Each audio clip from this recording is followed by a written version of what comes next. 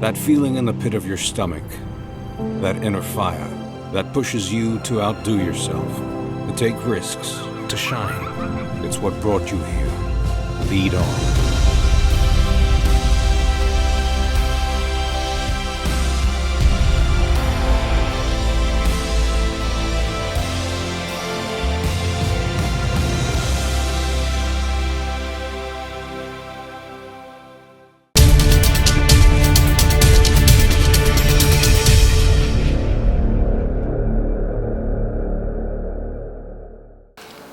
Déjà,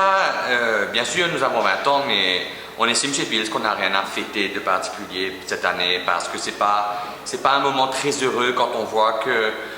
alors qu'on aurait pu arrêter l'épidémie, alors qu'on était tellement bien parti dans une relation de confiance, dans une relation de travail, dans une dynamique vraiment constructive et qui donnait des vrais résultats dans la lutte contre le sida, eh ben, la politisation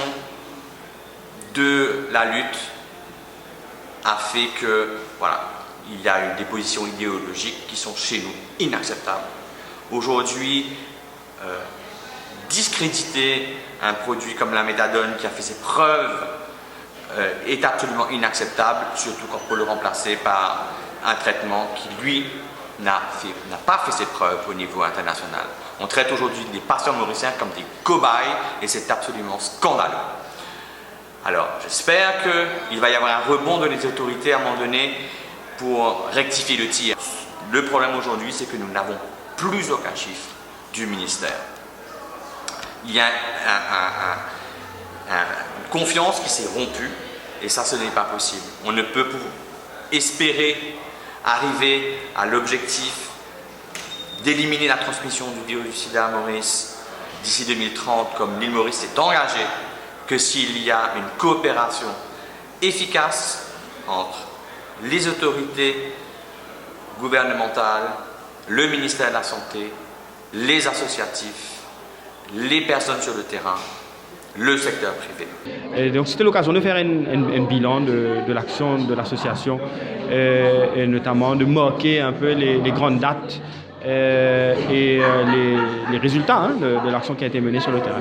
En juin 2016, il y a un high-level plenary meeting des Nations Unies, que l'État qui est présent, y compris Maurice, il prend l'engagement pour éradiquer le VIH-Sida d'ici 2030. Donc un objectif qui va paraître ambitieux, mais qui pour nous tout à fait réalisable dans la mesure où l'épidémie à Maurice est localisée, est centrée autour de certaines populations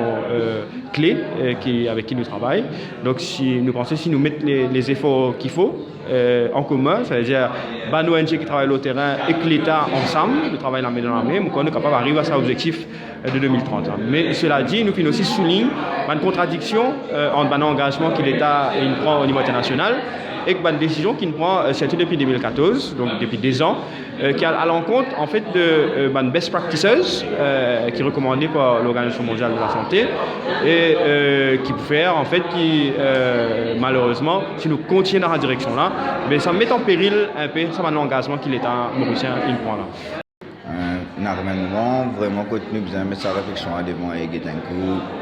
qui m'a un programme qui nous met en place, qui nous marche et qui nous caractérise aussi pour faire en sorte d'arriver à mon objectif fixé pour le sida. Quelques années c'est là et il est important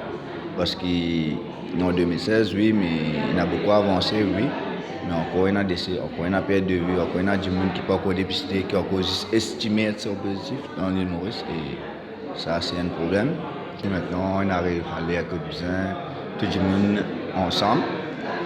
venir de l'avant et montrer que la population en général pas d'accord comment ça peut passer et que nous besoin continuer à avancer dans quelques années de cela et faire en sorte vraiment éradiquer ça problème.